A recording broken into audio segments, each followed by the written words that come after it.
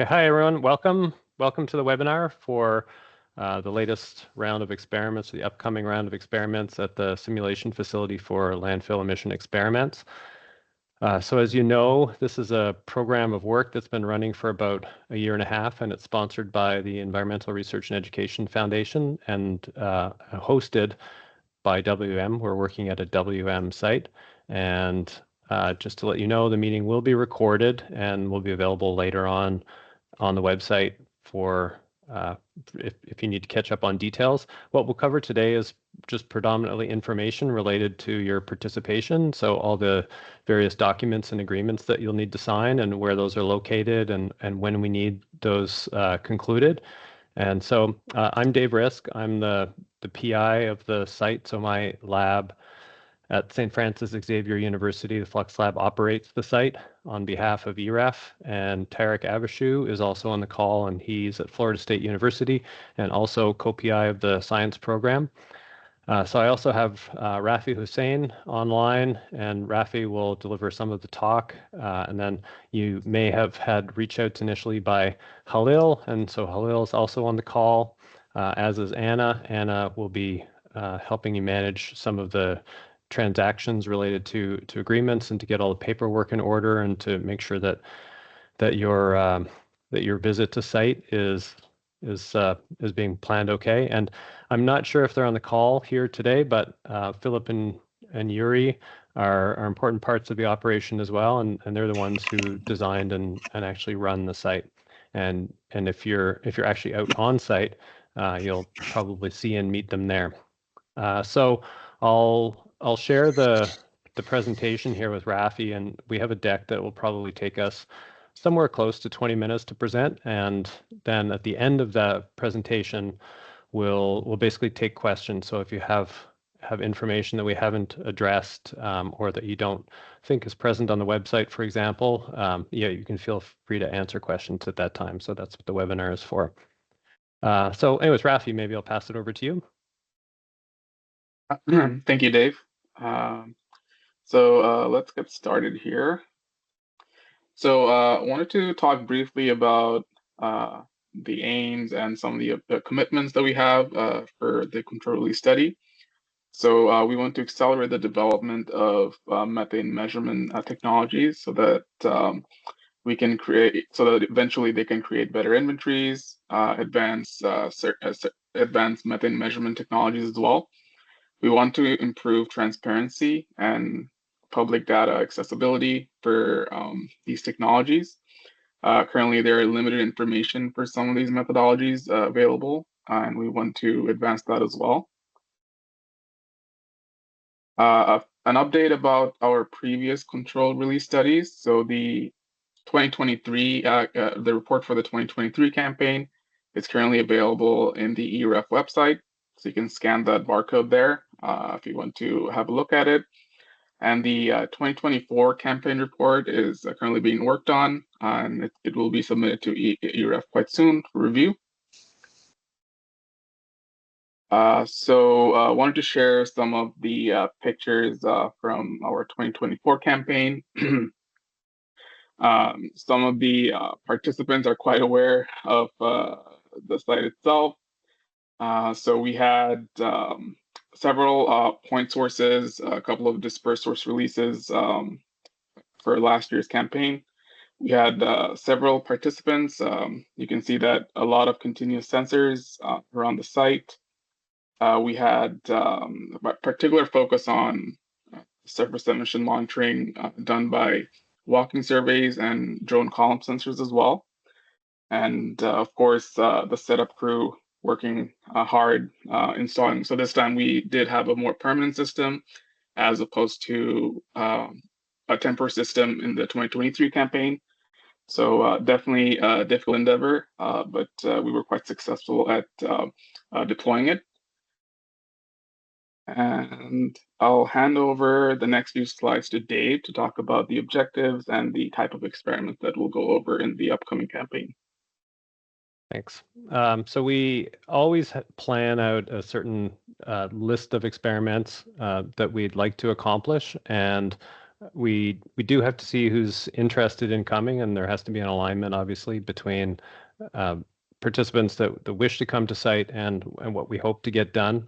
We develop these lists with feedback from the industry group at EREF. So EREF is obviously representative of the solid waste industry, and the various different funders of this work will push forward interests and ideas, and we try to be responsive to those. So that sometimes they have particular methodologies that they're really interested.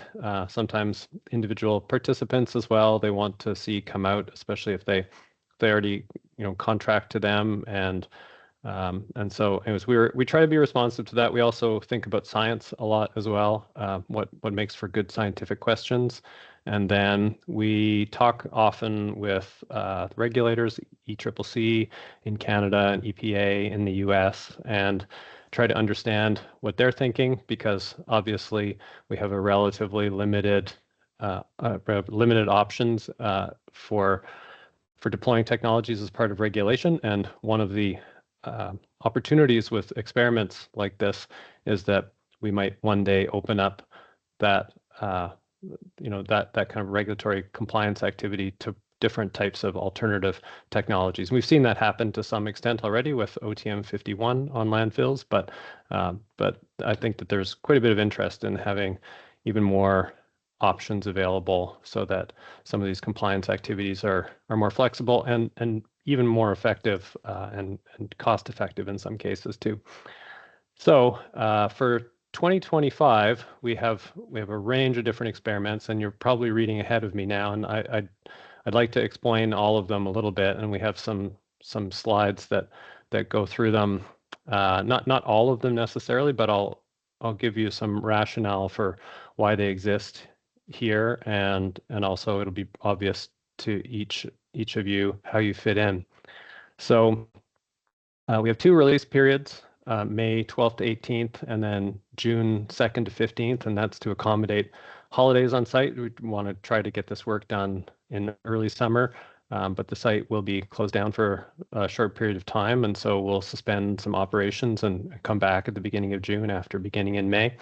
And so we have slightly different plans for both of the time frames.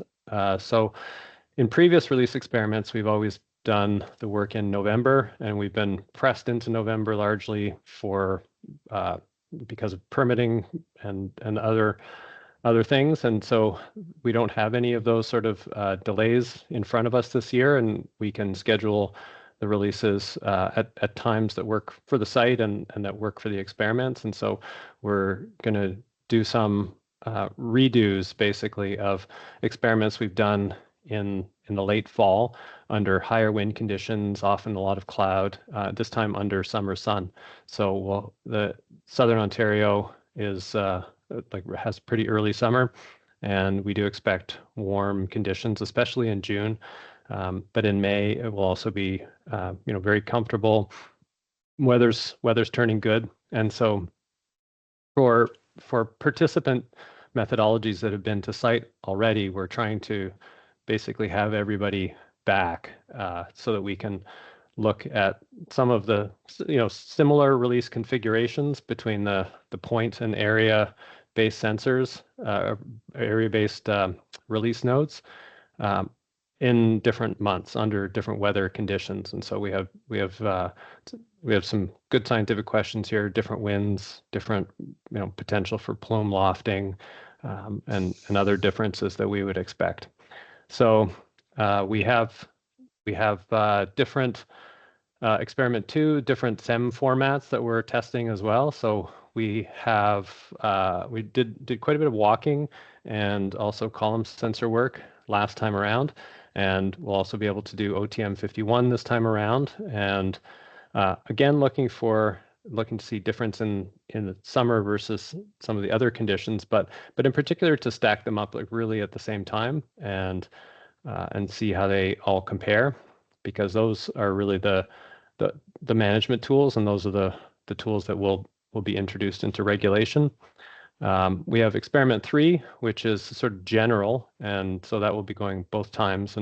And general refers to vendors or methodologies or participants that may not require like highly specific time or sort of unique time on site. Obviously, if we're deploying drones on the site, we can't have more than uh, one drone out and active at the same time, or more than one aircraft at the same time. But for some of these other techniques that work on the public road system, or where we are using tripod mounted sort of sensors, they they don't necessarily need special conditions, and so they operate in the background of some of the other experiments that we have set up. So so that's a larger bucket there, and there are quite a number of participants that will sort of fall in that category for us. So we don't have to arrange like very specific activities.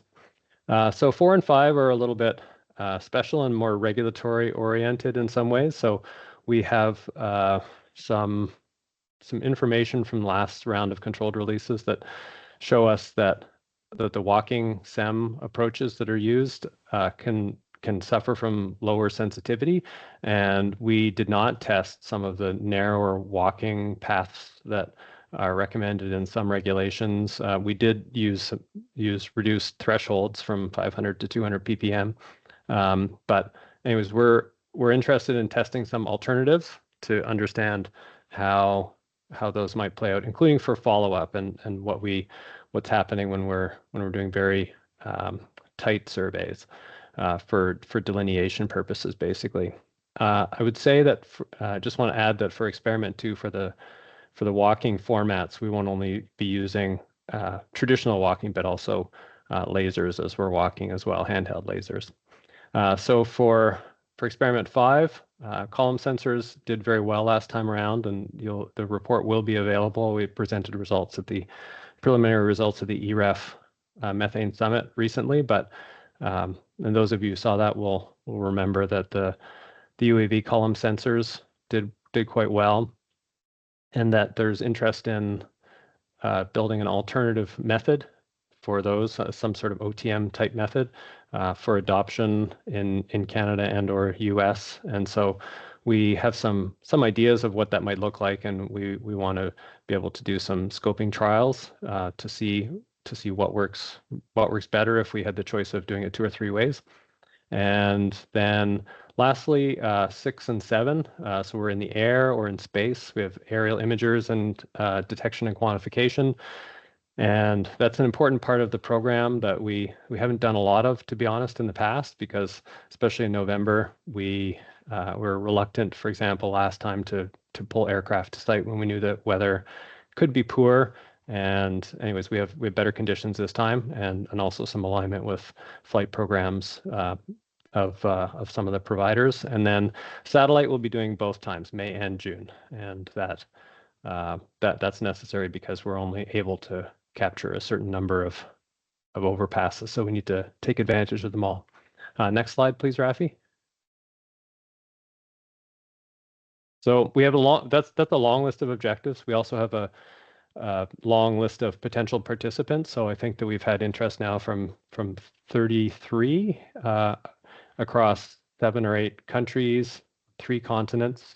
So the participants are not only just local and North American, but also coming from other, much farther afield now in some cases. So they're coming to Petrolia, Ontario. It's near Sarnia, just on the other side of the border from Detroit. So it's sort of centrally located. It's a 60-acre closed landfill. And on that landfill, on about 1/3 of its surface, we've deployed pipelines and controlled release equipment where we can emit from many source locations, and we move the source locations around every time to some extent. And we're always changing the system and increasing its capability. So for example, the maximum release capability went up more than 2 times between 2023 releases and 2024 releases. And anyways, as I said, we're continually changing things. All the releases are done at the ground level, so we're not releasing above ground or from pipes, and we'll have fewer point sources than ever before this year. So the the site is always changing because we're welcoming participants back. And I just realized Rafi, you have control of the slides. So if we can go to the next slide. Okay, so for some of the SEM methodologies, as I said, we're interested in the walking drone column sensors, drone OTM51, also the handheld handheld laser walking programs as well.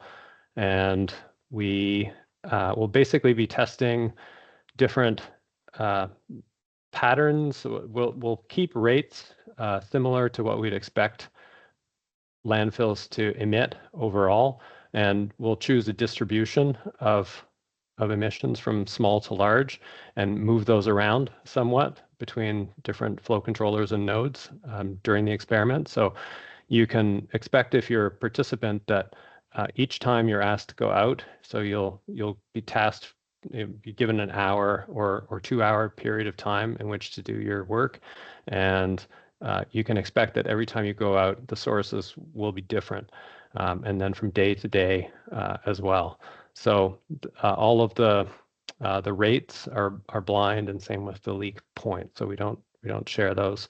There will be one set of informed releases, and so that'll give you some idea, anyways. But we'll inform you afterwards, basically after the releases are done, about one particular experiment, but it won't be defined necessarily which one. And so we have also, for techniques that need to do follow-up, we're going to do that in large as a sort of more data desktop oriented activity, because obviously we haven't just followed up, we've created the emissions. And so we're looking really at the alternative part of the work practice, not the traditional part of the work practice. And yeah, I think that the SEM methodologies will have fun. So we've got lots more leak points out in the field right now. And as I said, they're also continually moving too. So some more excitement than in past years in some cases to push everyone a little bit harder. So next slide, please, Rafi. So for aerial imaging, as I said, we've only had some aerial imaging done at the site, and we're excited to welcome others to site this year. So this site is unique in that we can create dispersed releases from larger areas, so not just point sources. And it's those dispersed releases that are often harder to detect. And we are running some feedback sessions with some of the participants in these part of the experiments to understand what they think their methods or their technologies are capable of detecting in terms of column densities and in terms of emissions per area. And so again, these will be blind, many sort of leak points involved, and the dispersed ones are the ones that are of most interest to us, and that's why this set of experiments is unique from other controlled release experiments that have been done elsewhere with point sources. So next slide, please. So general category, as I said, so this is where where the trucks, tripod, some of the drone flux plane measurements, we'll slide in here. Some of those participants may be coming from farther away, and so we'll do our best always to accommodate schedules. And we'll be looking at detection and quantification. So those are ways that we evaluate the various different approaches differently. Some participants are able to detect and quantify, some just to detect, some just to quantify. And we have an experimental protocol, and we'll talk about that a little bit later. And the protocol defines the rules of engagement and how we basically score the detection and quantification for various different methods. Next slide, please.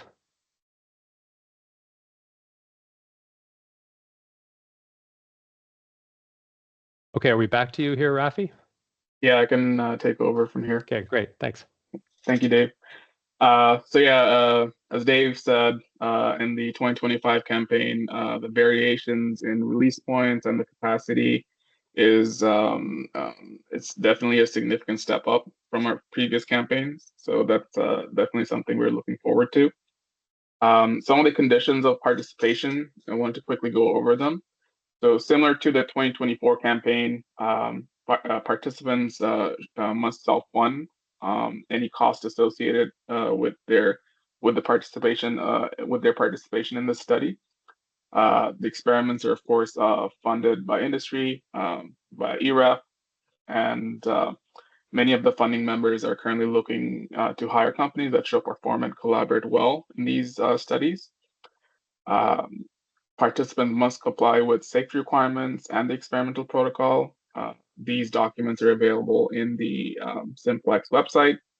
We'll go over the link and you can access them using a barcode later on in the presentation.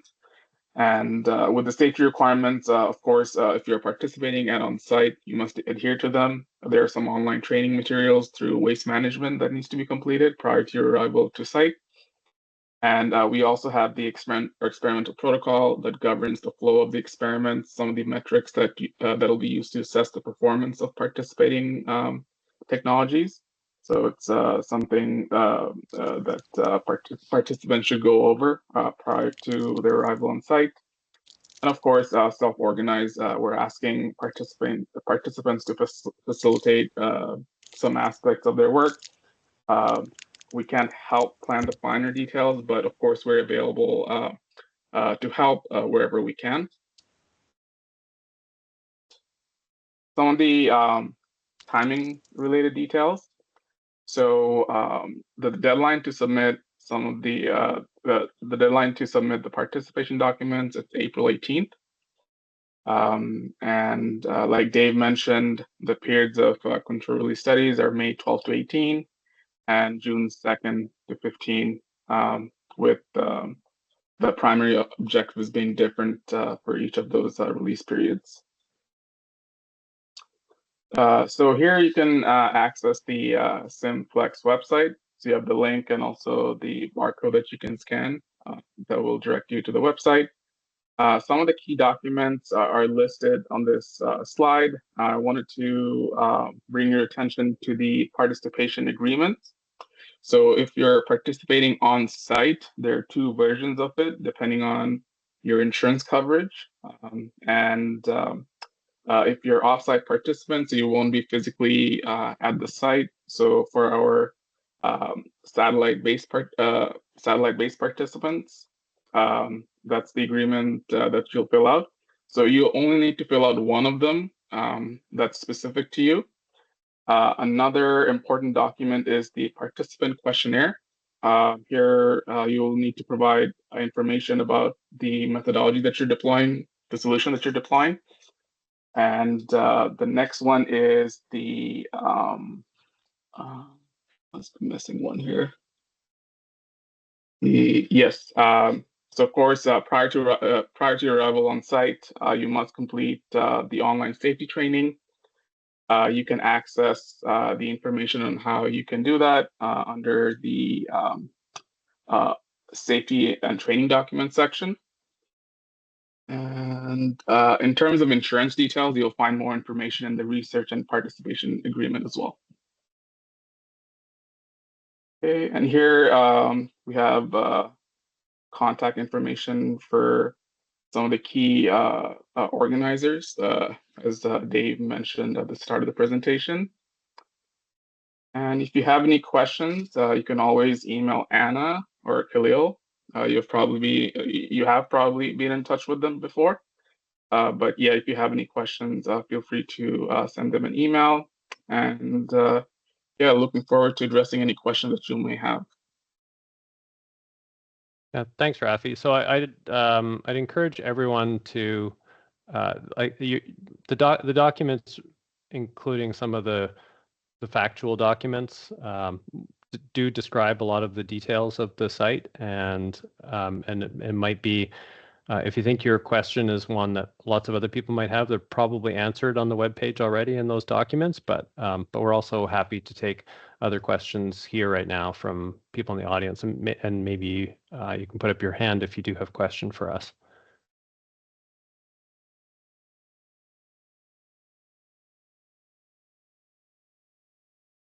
Jarrett?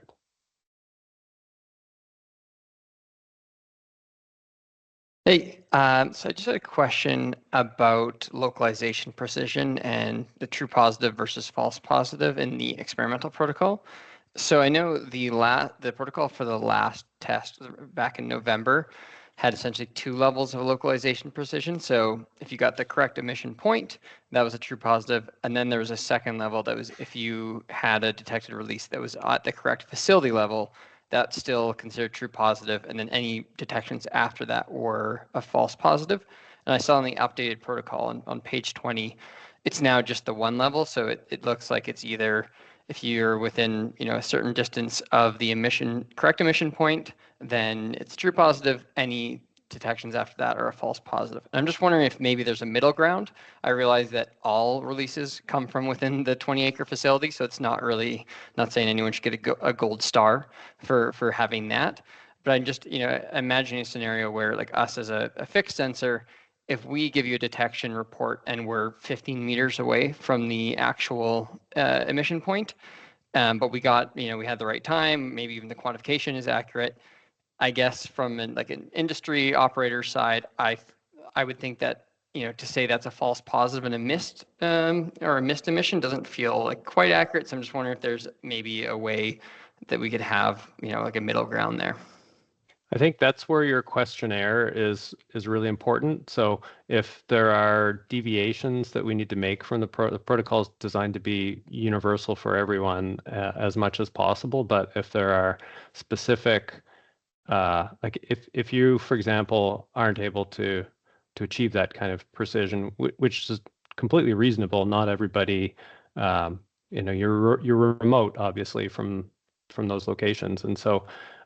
In your questionnaire, it's important for us to have the details of how precise you think you can be, so that we can measure you based on the metrics that you think you can achieve. Because that's, of course, what you would be you'd be basically telling industry or any clients that you're able to achieve, and so we're trying to confirm that, and so we wouldn't necessarily apply those criteria in a direct fashion if we had different information. So I think it's important for everybody to fill their questionnaires as well as possible, including like limitations and precision. So sometimes we have very, very short submissions, and more information is definitely better. It helps us to do the evaluations in a more informed way. So I think Tarek has his hand up as well. So Tarek, you might want to add on that. Hi, everybody. Hi, Jared. Just wanted to comment to Jared that the good news is that we got the budget to more than double our release point, and we also get the okay to double our maximum emissions rate. So you will have more sources to shoot for next time. So that was my comment on Jared's.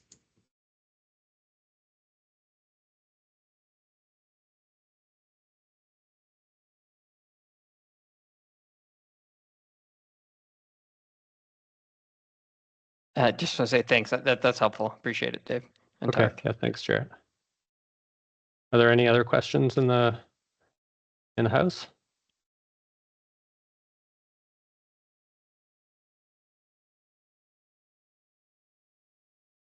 Mohammed? Thank you for the presentation. Actually, my question is about the two time ranges in May and June. I want to make it clear that you're considering both drone platform on these two ranges, or only. Actually, I couldn't understand what's the experiment 5 UAV column sensor alternative standard method scoping.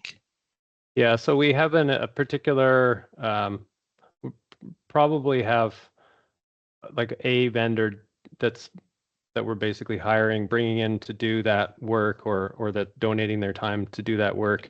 And we're not making that a community activity, but it is an experiment that we're doing on site. And so most of the general drone activity will be in the first time frame probably, but if we as I said earlier, we do try to accommodate everybody's schedules as much as possible, and so we realize that there will be some crossing across time periods sort of inevitably in how we schedule things. But that experiment 5 is really, probably something that we're going to direct with one provider, because we're looking at not so much we're not looking at the provider, we're more looking at issues like spacing and things like that. So they're specific experiments to scope the effectiveness of a standard method. Okay, thank you. Thanks.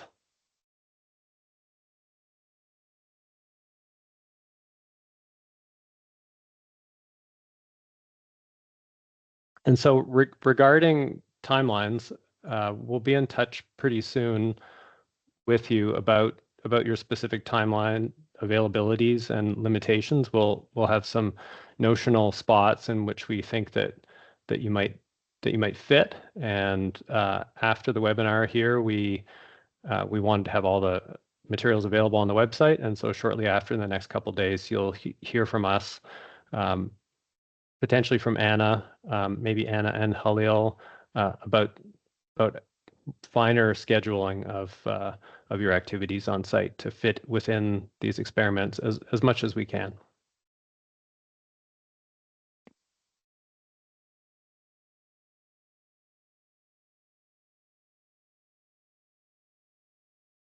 Okay, so we have any other final questions? We have a quiet audience here today, but I think that our documents are getting better year over year, I think, on the website, and most of the details that you will need are there. And so if we don't have any additional questions, we'll close off for now, and we will hold another webinar that will probably be in a few weeks' time that will apply to those participants who have been able to confirm their availabilities and who are deep into the details of arranging their visits to site. And so at that time, there are often questions that come up around just moving and shipping equipment and other things like that. So different range of questions we get at that time. So that'll be in a few weeks' time. Still with enough time to arrange travel, though, for sure, and to get equipment to site. And so we'll send you the details of that extra webinar sometime in the next week or two, and this one will be recorded and put online on the website for your availability. So I think I'll close it off there today, and I want to thank everyone for coming. We're excited to be able to do these experiments again, also in better weather. We thank EREF again and WM for hosting us, because these experiments are wholly industry funded to date, and industry is very interested in having good numbers out there and having transparency on the methods. And so anyways, it's to their credit that we can keep moving forward here. So thanks very much, and we'll be in touch by email, and we'll see you on the next webinar as well. Thanks.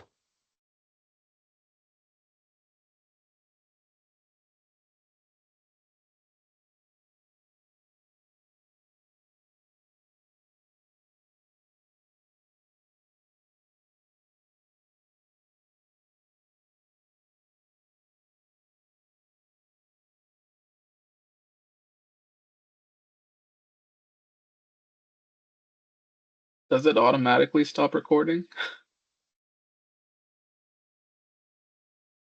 Sorry, I can't hear.